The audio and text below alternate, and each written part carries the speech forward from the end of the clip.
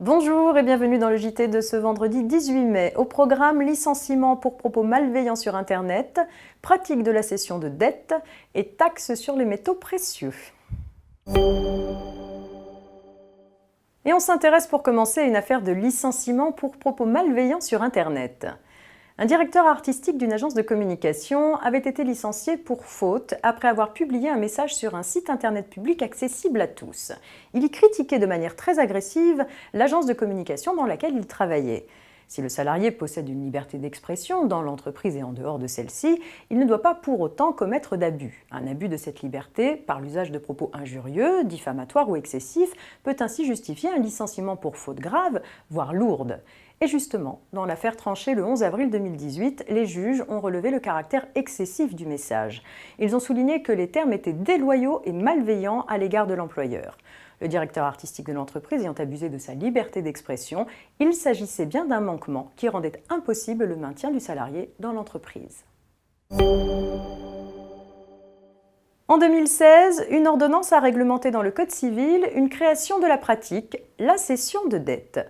Schématiquement, la cession de dette permet à un débiteur de se libérer de sa dette en donnant à son créancier un autre débiteur. L'ordonnance a posé une condition, la cession de dette ne peut avoir lieu qu'avec l'accord du créancier. La loi qui vient de ratifier cette ordonnance ajoute aujourd'hui une seconde condition, la cession de dette doit obligatoirement donner lieu à la rédaction d'un écrit, à défaut, elle est nulle. Les praticiens vont donc devoir en tenir compte. Les cessions et exportations de métaux précieux réalisées par des particuliers résidant en France sont soumises à une taxe forfaitaire assise sur le prix de vente libératoire de l'impôt sur le revenu. S'y ajoute la CRDS au taux de 0,5% pour les cessions uniquement. Pour les opérations réalisées depuis le 1er janvier 2018, le taux de cette taxe forfaitaire a été porté de 10 à 11%, soit un taux global d'imposition de 11,5%.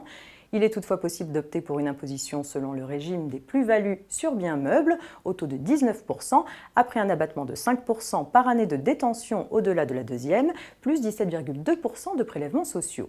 Une option à privilégier si les biens sont détenus depuis plus de 22 ans, puisque la plus-value est alors totalement exonérée si le vendeur peut justifier de la date et du prix d'acquisition.